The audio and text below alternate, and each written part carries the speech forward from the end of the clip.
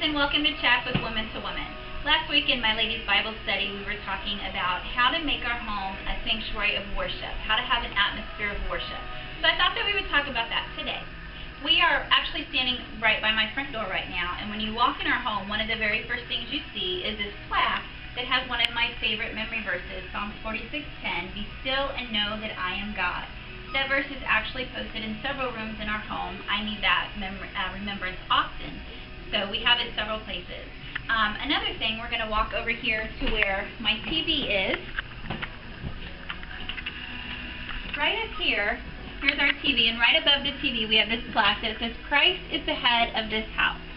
Oftentimes in a home, the TV is kind of the focal point of the living room or the focal point of the family room.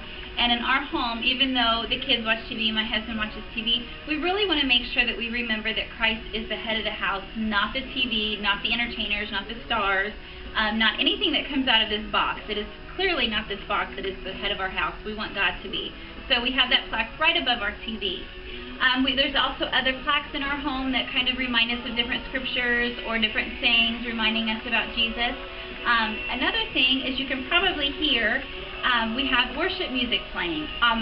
Most of the time in our house there is worship music playing, whether it's the radio, we like Caleb, we have Caleb playing in our home a lot, or if it's a CD, or my kids like to play some of their Christian music from some of their favorite bands. So a lot of times music is playing in our house, and that helps us to keep that attitude of worship, to keep that atmosphere going.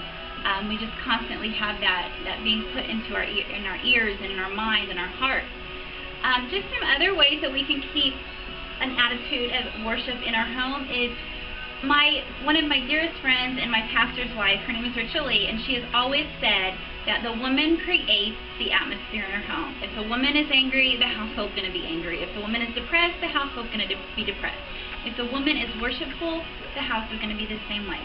So one of the biggest things that we need to do as the women of our home, as the one that stands beside our man, is we need to be praying. The first thing that you do in the morning, you should be praying. You should be praying that God would bring His peace into your home, that God would be present with you, that He would be with you that day, that He would just touch every family member. Be praying for your household and all of the people in your home. Before your feet hit the floor in the morning, pray. Say a prayer to God. Every morning when I get up, that's the first thing I do, is I pray.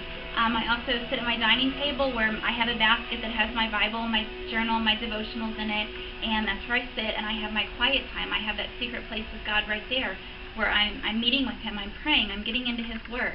That's the very first thing that I do in the morning, and that helps create an atmosphere of worship in the home. Now, ladies, please don't misunderstand. I'm not saying that my home is perfect. Not at all. I wish I could stand here and tell you that there were no arguments, that no one ever cried, no one ever fussed, no one ever fought, that everything was perfect all the time. But it's not that way. It's just simply not. We live in a fallen world. We are all human. We all mess up. We make mistakes. My kids still fight. My husband and I still have disagreements. There are still problems. But when we create an atmosphere of worship in our home, we are showing that we want God in our home, that we don't want Satan in our home. We are showing that we want to raise our children in a godly way. We are letting that Spirit of God flood us with His presence, and we're pushing out all of that other stuff. So no, things aren't going to be perfect just because you post a few plaques or you play some worship music. But ladies, I can tell you that it's going to be better.